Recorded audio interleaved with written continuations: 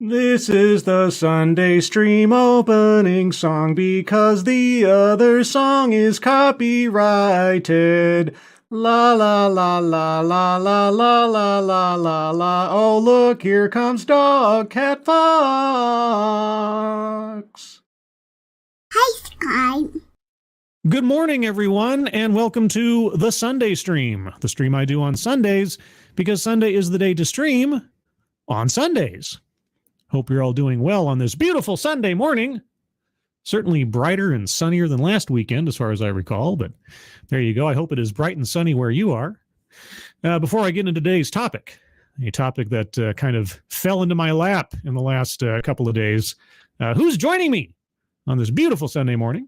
Dr. Funkenstein's Ghost, something Sacred Order of the Funk. It got cut off by messages and stuff. So you're the something of the Sacred Order of the Funk. Good morning. Noah Sencio, good morning. Miranda Stone, good morning. RVADAR, ahoy, good morning. Somnamnul Nation, good morning. Now, Somnamnul Nation, apparently, I hear tell, it is Somnamnul Nation's 50th birthday, 50. Boy, that's old.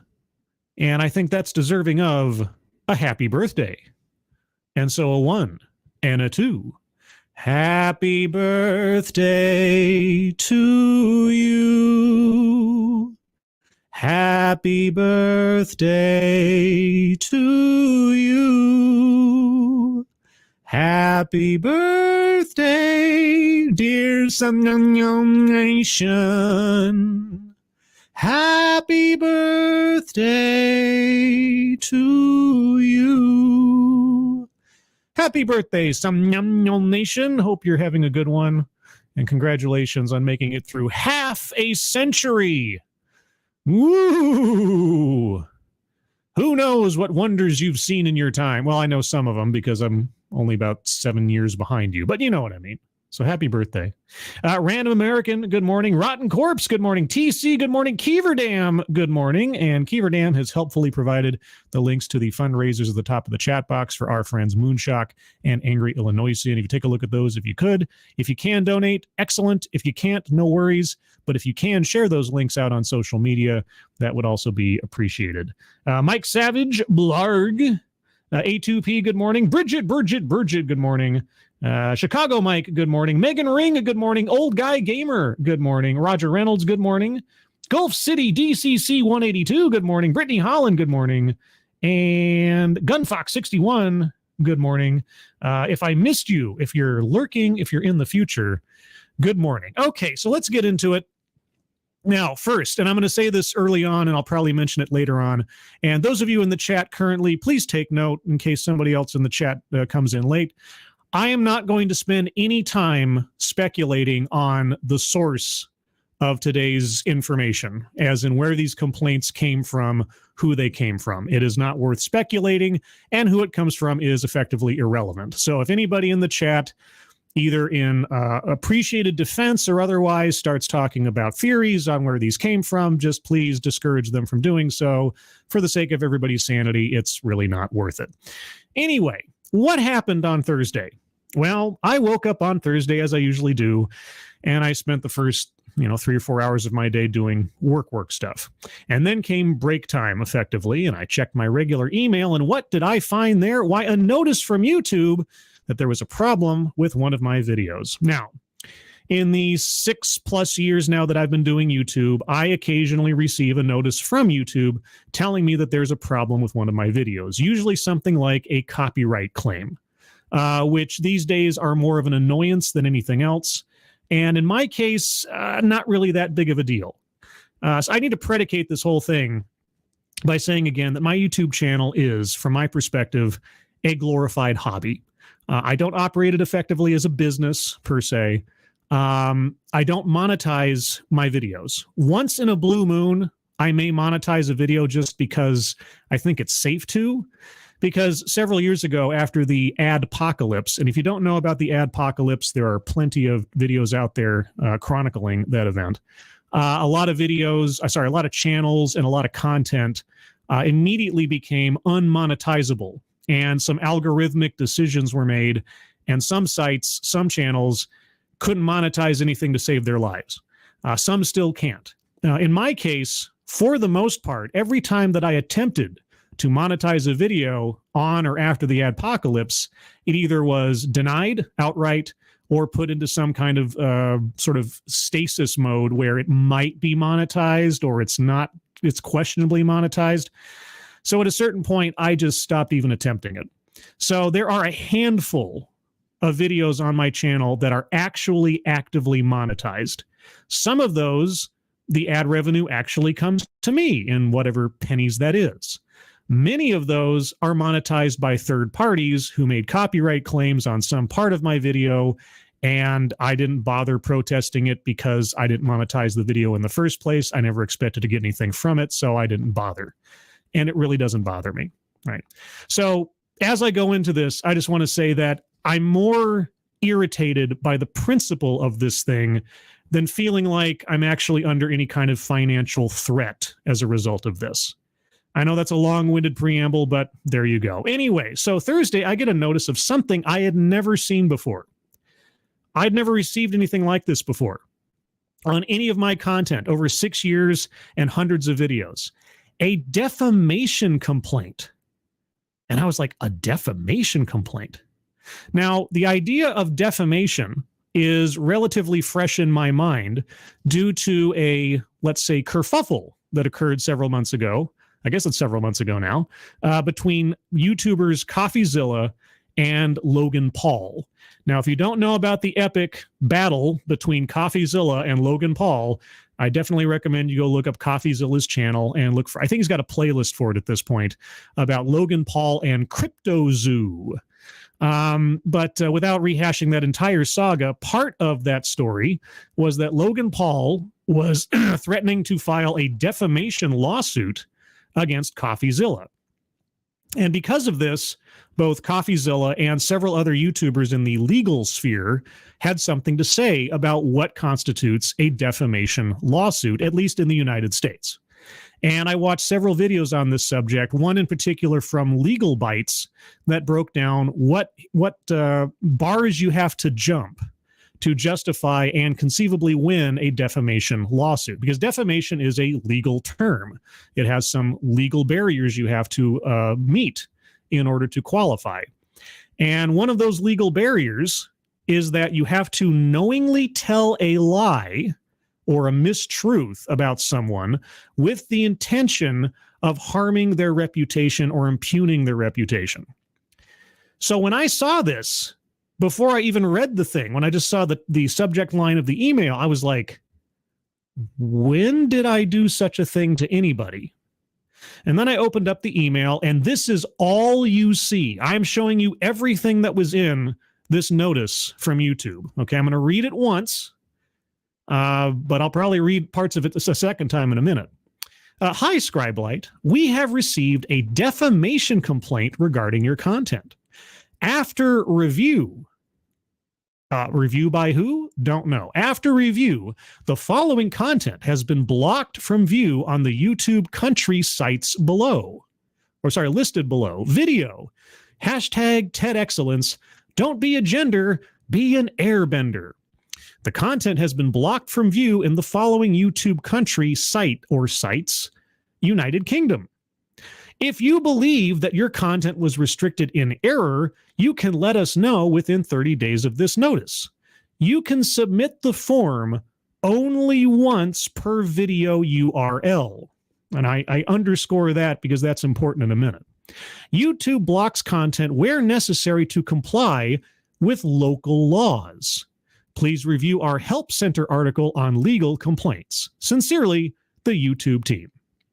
Now, you may notice something in particular that's missing from this notice. Notice? What am I accused of having done wrong? Right? What is it that I am accused of having said that was defamatory? I have no idea. I have absolutely no idea. I don't even know what it is I did. So we encounter the very first and very most important problem of this notice and of this process. How do I appeal, or how do I, refute an accusation, the details of which I am not allowed to see. Thank you, A2P. CoffeeZilla is awesome. I appreciate him exposing crypto scammers for the scum that they are. I hope he continues his path. He exposed SBF, after all. Yeah, CoffeeZilla is, I really like his style. I really like his content. He's doing, at least as far as I can tell, I'm sure that he has his critics, of course, but the things that I've seen and the results of his videos and investigations, it really feels like actual investigative journalism. You know, with obviously a little bit of pizzazz. You know, you can question as to whether how better or worse that is for him. But I really like watching his stuff, and his material is often very well researched, and he has a very, very solid, as far as I can tell. Again, these days you never know. But from what I've seen, he has a very solid work ethic and objectivity standard that he puts into how he does his reports. So yeah, I recommend CoffeeZilla for some very interesting stories on some very interesting scams out there and elsewise. Thank you, A2P. So yeah, this was the notice I got on Thursday. And so the first thing I did, because I have no avenue to ask YouTube questions, right? I don't have any avenue to ask YouTube questions except through Twitter. So I went on Twitter and tagged @TeamYouTube, because classically that's my only way to have any chance of actually letting anybody know or having a question put out there. Now, @TeamYouTube is probably just a bot. I would be surprised if a human being ever really touches that account, or if the replies I get actually amount to a person. The replies I got felt very form letter, felt very bot-ish. And let's just say that over the next day or two of me trying to contact @TeamYouTube about this, it got me nowhere. So that's part one. I'll have a couple of things here in a second, but that's part one. Now, what happened? Well, see, let me first say that when I saw this, I thought it was hilarious in a way. Because as far as I can tell, nothing in this tells me that my YouTube account is going to have a strike against it, which was my first concern, right? Does this mean that my account now has some kind of strike against it where I can't stream or I can't post anything or what? Doesn't say that. So that's good. Secondly, my next worry was, does this mean I'm under some kind of legal peril? It doesn't say anything about that. Obviously, YouTube can't represent as a law enforcement agency and is not representing a legal team or something. So, but again, I don't know, because like in my mind, defamation is a legal standard. But I'm like, okay, but local laws. So did I violate the law in United Kingdom? I don't know. Do you know why I don't know? Because I can't see the complaint. I can't see the text of the complaint. Anyway, so I had a little fun with this, not knowing any better. And I changed the thumbnail on that video to add a little stamp at the top, banned in the UK, which I think is pretty punk, huh? That's pretty cool, right? I'm banned in the UK. Well, anyway, a day goes by as days go by. And what happens on Friday? Well, on Friday, the same thing happens again, but not quite the same thing, because this time I'm banned in Saudi Arabia. Hi, Scribelight. We have received a defamation complaint regarding your content. After review, the following content has been blocked from the view of the YouTube country sites listed below. And I changed the title as well, banned in the UK. Ted Excellence, don't be a gender, be an airbender. Saudi Arabia. Okay, so twice in 2 different days, I had 2 different separate defamation complaints on the same video from 4 months prior, a video that at the time this happened had less than 400 views on it. I want to say that again. Less than 400 views, a video suddenly, out of the blue, gets 2 separate defamation complaints covering 2 different countries. And in both instances, what am I provided in order to refute this? Nothing. I can't see the actual complaint. What is it that I am to have said that qualifies as defamation? But again, here's the thing. I have one bite at the apple to refute this per video URL. Okay. So let's say that I had submitted a refutation somehow on the first complaint, right? Okay. And then this one comes the next day. Well, I can't submit a second one because there's only one video URL, but there's two separate complaints covering two separate countries on two different days. So if the complaint from the second, or I should say, if the details of the complaint from the second instance were not covered in my first refutation in the first instance, then I'm sunk anyway because I can't do it twice. Because I don't know what I'm being accused of. So yeah, twice in 2 days, 2 notices, 2 countries, 2 thumbnail updates and title updates. That's all I can do. And again, I notify Team YouTube on Twitter. I said, this is happening a second time. Can you please give me the text of the complaint? I don't have to know who, it doesn't matter who submitted. I don't care. But I need to know what it is I'm attempting to refute if I'm going to appeal this. Now, let's step back a minute and take a look at the form that I have to fill out in order to refute this or attempt to refute one of these things. Okay, so this is the YouTube creator form to provide clarification on YouTube enforcement actions. Okay. Please note, abuse of our legal forms may result in the termination of our YouTube account. I can't abuse legal forms with YouTube, but, you know, multiple defamation complaints on 2 separate days on a video from 4 or 5 months prior, covering 2 different countries anyway. So you have to say what country you're coming from, okay? The URL at issue, right? That's the video that is in question. Please explain why you think your content was restricted in error. Well, you see, I'd love to do that, but until I know what I'm being accused of having done, I don't know what to refute. Because when I watched the thing, and I watched the thing completely, after this happened, I rewatched the entire deal. And as far as I can tell, but then again, I'm not a lawyer, at no point did I say anything that rises to the level of defamation as I understand it under United States law. That's the best that I can say, okay? I don't know how it applies in the UK, and I don't know how it applies in Saudi Arabia. But again, without examples of what it is I am to have said, I can't make that assessment, even as a layman. So how am I going to explain my opposition to this restriction? For all I know, maybe I did say something that under some other law in some other country qualifies, right? But without knowing what it is that I'm opposing, I could say something in error. I could say something that doesn't apply. Do I get in trouble for that? I don't know. My channel is at risk here if I make a wrong move. Okay, please provide additional details, including any relevant laws and or regulations. I don't know what the laws or regulations are, and I can't put that information in without knowing what the text of the complaint is. What am I supposed to do? Agree to the following statement. I declare that the information above is true and complete. If I don't know what I'm refuting, how can I possibly say with any assurance that what I've said is complete in response to the complaint? I can't. Typing your full name in the box below will act as your digital signature. Okay, and here was my second question / concern to YouTube.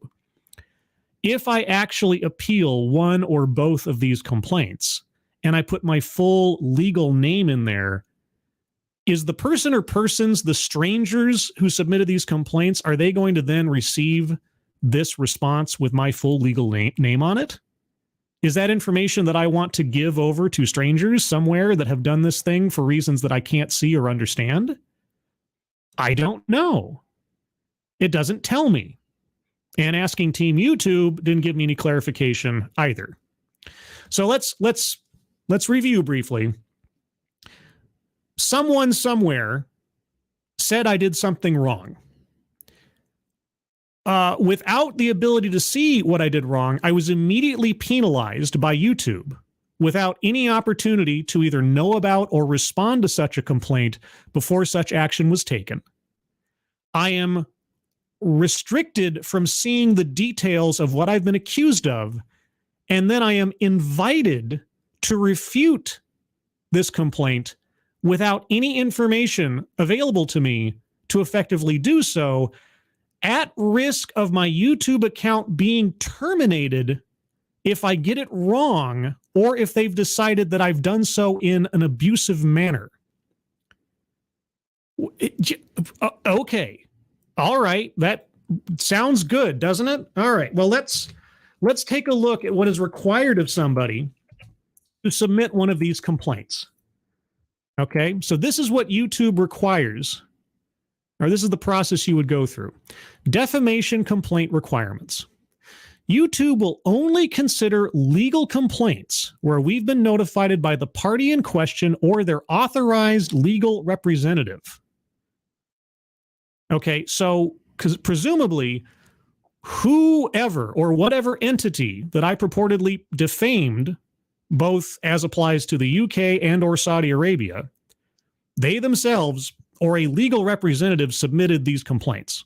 I'm assuming that, I mean, if that's what YouTube only considers. So it must have been somebody official. If a video contains your personal info without consent, including your image, name, or national identification number, please contact us through our privacy complaint process. None of that applies to the video that I did. So anyway, Section 1, complainant's info, country/region of dispute, right? So that has to be an individual entry. So the first complaint had the UK, the second complaint had Saudi Arabia. For some reason, the first complaint didn't have both of those. Don't know why. Your full legal name. Okay, so whoever did this presumably had to submit their full legal name. Your YouTube channel, if you have one, which is optional, obviously. Are you acting on behalf of yourself or a client? Okay, your contact information. You'll need to give info that will allow us and the uploaders of any videos you remove to contact you regarding your complaint, such as an email address, physical address, or telephone number. Well, I'd never received such information. Again, I'm not looking to find out who submitted these things. That is, I mean, it's effectively irrelevant to me. There's a rule I try to live by in life since some very traumatic personal experiences when it comes to things like this. You argue the point and not the person. I could not care less who submitted this. I don't need to know who submitted this. I want to have the opportunity to know what I'm being accused of, so I at least have the chance to refute it or give context to it or something. But I'm not even allowed that. But even in this form or this notice given by YouTube/Google itself, well, I was never provided this information. And it doesn't give me any indication on the notice that I would have an avenue to be receiving this information, even if I wanted it, which I don't. Section 2, details of your complaint. For each video concerned, please identify first the video URL. 2, the exact statements in the video or metadata that you allege are defamatory. Statements such as the whole video are invalid. Okay, so first off, there is the presumption that it is an allegation first and foremost, right? Okay, and yet I am punished. My video is blocked in these countries without even my opportunity to respond first. Yet we're still under the idea that it's an allegation. Okay, but the exact statements. Yes, what are the exact statements? What did I say in the video that I'm being accused of or is being assessed as defamatory? I don't know. I'm apparently not allowed to know. Yet if I want to resolve this, I have to somehow refute it without that information, even though that is information that they require of a complainant. They won't show it to me, the person being accused. Why? Section 3, legal affirmations. You must agree to and include the following statement. I declare that the information in this notice is true and complete, and your signature. Complete complaints require the physical or electronic signature of the trademark owner or a representative authorized to act on their behalf. To satisfy this requirement, you may enter your full legal name to act as your signature at the bottom of your complaint. Okay.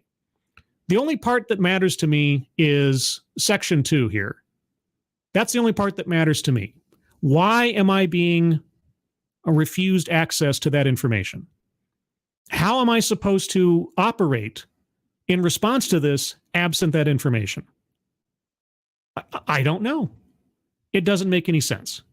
So this is why I call it the Kafkaesque process of this. I'm accused of something and immediately penalized for it. I'm not allowed to know what I'm being accused of. And I have to, my only option to try to undo this is to refute it through a legal form, quote unquote, that I am risking my channel's existence if YouTube decides that I've somehow responded in an abusive manner, which I don't know what that means. Because I don't know what it is that I'm opposing or how I should oppose it or how I should go about it. I'm not a lawyer. I'm just some schmuck on the internet. But here's where I am. So really, I have no reasonable way to refute this. And so basically, I just sort of have to shrug my shoulders and move on with life. Now, in my situation, that's easy to do. Okay, I did this video, 3-4 months ago or something. Until this notice showed up on Thursday, I had honestly forgotten that I'd done this TED Excellence because I do so many and they all kind of munch together in my brain over time. But if you give me a title, if you show me a thumbnail, all the memories, all the trauma comes zooming back into my brain. And so as soon as I saw the title on the complaint, I remembered, oh yeah, I remember that one. But otherwise, it had less than 400 views on it. It wasn't monetized. I made no money off of it. So it being blocked in the UK, where I checked this, I checked the analytics of the video. Of the 386 something views that the video had at the time this all started, only 3% of those came from the UK. And I assume that 3% is basically TC and Mike Savage. Because I'm sure I have other viewers right now. If I've missed you as a viewer in the audience who's from the UK who watches my videos, I apologize. But when I think of the UK, there's only like a handful of names that come to mind of viewers that I know live in or originate from the UK. So I assume that, the two of them probably make up at least a good portion of that 3%. There were no views on that video in Saudi Arabia, and every other view came from the United States. So all that is to say, even if the thing was monetized, the likelihood that I would lose any significant revenue off of that video if it were monetized because of these restrictions is slim to none. No offense to my UK viewers, but again, this isn't my fault. This is somebody else having made this complaint.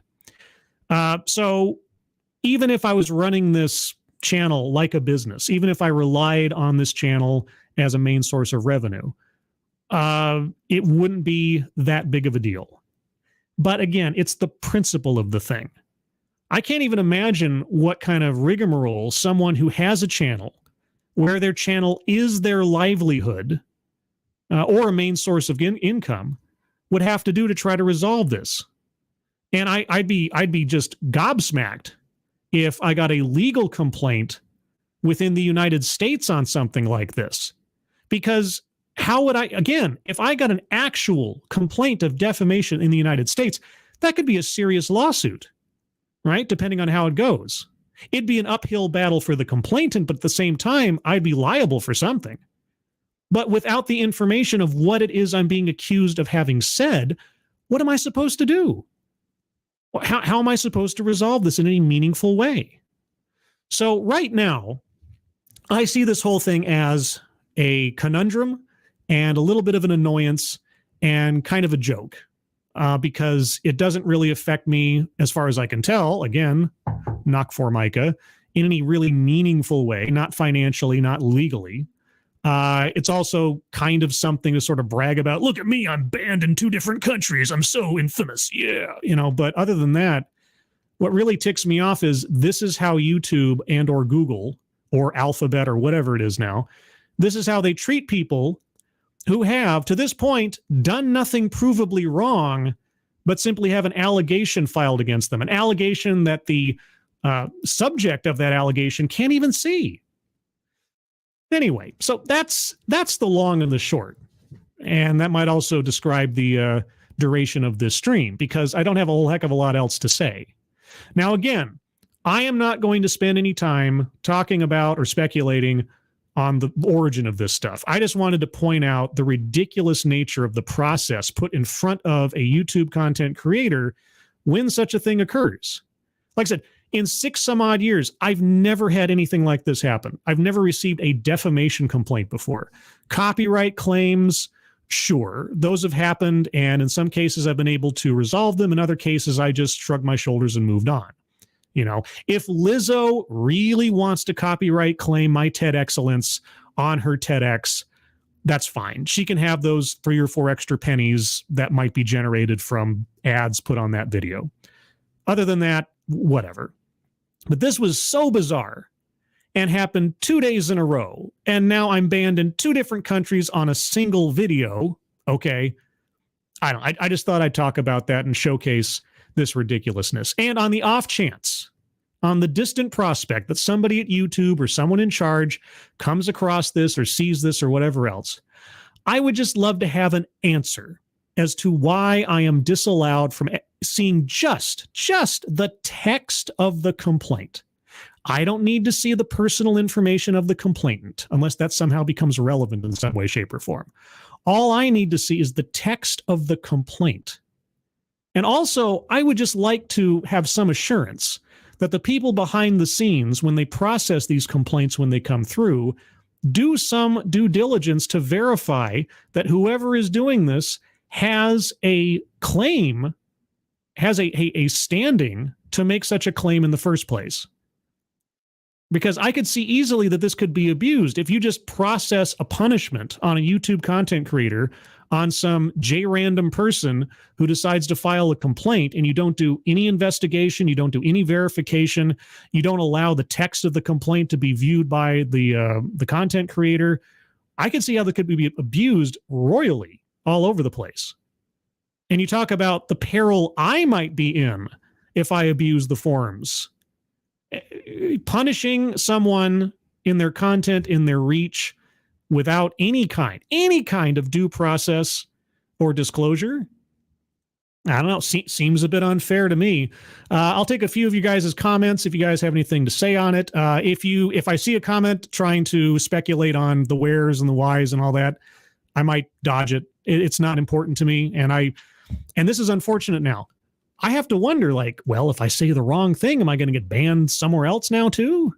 Am I a target? I don't know. But anyway, and besides, like I say, on the principle thing, I don't care. I don't care who did it. I just want to know what I'm being accused of. That's all.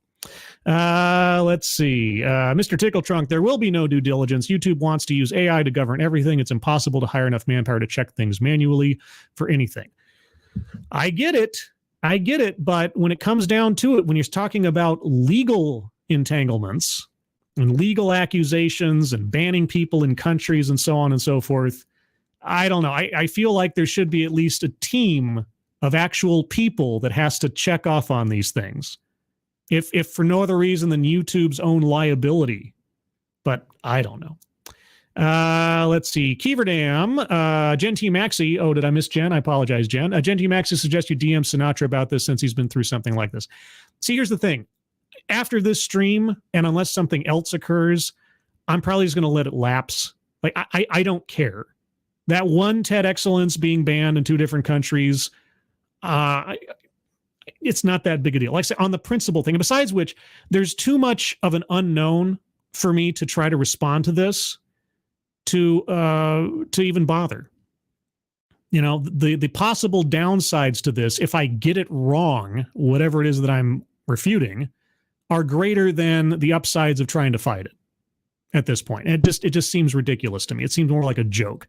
But like I say, I'm more sort of abstractly concerned for people who have channels where their reach is their livelihood, and just the fairness in general of having an unknown complaint, an unspecified complaint, result in you being punished as a content creator without an opportunity to say anything. Like I say, the punishment was levied against me before I even knew this thing happened, which is nuts. Always is nuts. Let's see. Chicago Mike Scribelight, it sounds like guilty until it's too complicated to fix.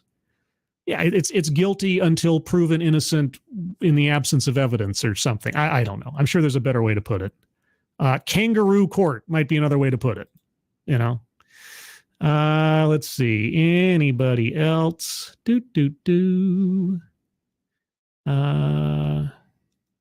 Let's see. People talking about whether they're from Britain or not. Yeah. How much of a percentage of my audience is made up of like 5 or 6 people in the chat right now? I don't know in the UK. But yeah, that's all I wanted to talk about. This fell into my lap on Thursday. It's been a bit of a back and forth odyssey in my brain as to what to say about it otherwise. I would just for my own edification, I would love to know what it is I am to have said that someone out there decided that constitutes defamation. I just love to know what it is, just for my own reference, even if I don't end up trying to refute it at all, because maybe I can't. Maybe it's true. Maybe whatever I said does qualify as defamation in some other country, in some other statute, under some other circumstance. I don't know, and I can't know because I'm not told. YouTube, why do you require the complainant to give in detail what was said that is assessed as defamatory and not relay that to the creator? That's the one part that makes absolutely no sense to me of everything else. When I get a copyright claim on a video, like a piece of music or a piece of video or something, I am given the timestamp of where the offending material rests within the video. I'm at least given that much so they can say, here's the problem, right? In every other instance that I've had a complaint from something, copyright or otherwise, from YouTube, I'm at least given the timestamp. You know, whether I agree with it or not, whether there's another problem with it or not that I can actually refute, you know, I'm given the evidence on which the complaint is based. In this instance, I'm not, and I don't understand why. It makes no sense. Anyway, I could repeat myself, but I'd just be repeating myself. So rather than repeat myself, I'm going to wrap things up. So first off, I want to thank you all for joining me for this relatively short Sunday stream. Like I say, not a whole lot to say. Just wanted to sort of give you a rundown of what I've encountered over the last couple of days. Secondly, I want to notify a little programming note. Next Saturday, March 11th, at 3 p.m. Pacific time, 6 p.m. Eastern time, and likewise 10 a.m. Sunday in Sydney, Australia, because that's important, will be the 3rd episode of Living on Borrowed Crime, where I talk to true crime content creators about making a living telling stories about gruesome stuff.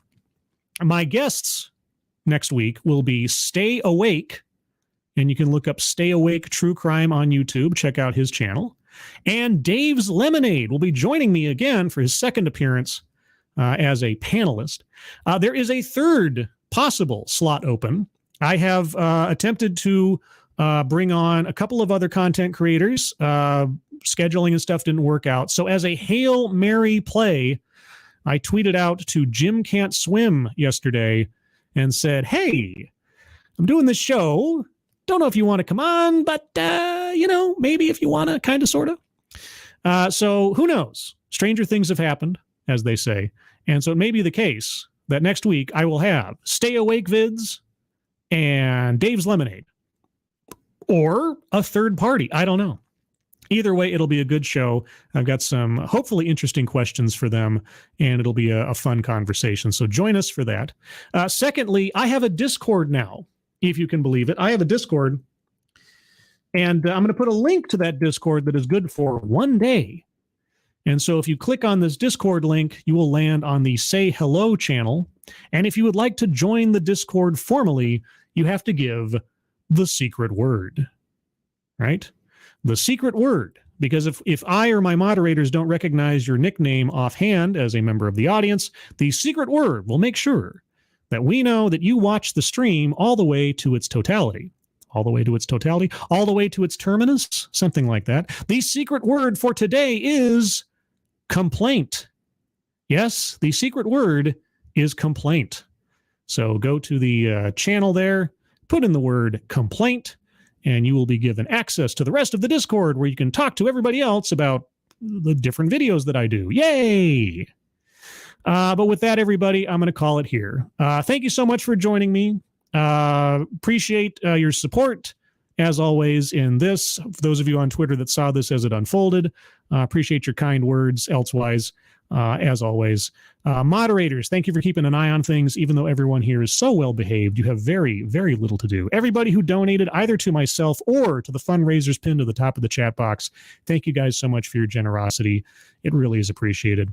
Maybe this will get resolved. If anything else happens in this little epic of mine, I will do an update video at some point or an update stream. As always, you can follow me on Twitter for whatever other nonsense I might say, at scribe_light on Twitter. And elsewise, everyone, hope you have a good rest of your Sunday. Hope you have a good rest of your weekend. I hope you are all safe and well. If you are not well, please get well soon, and I'll see you on the next one. Take care. Bye-bye.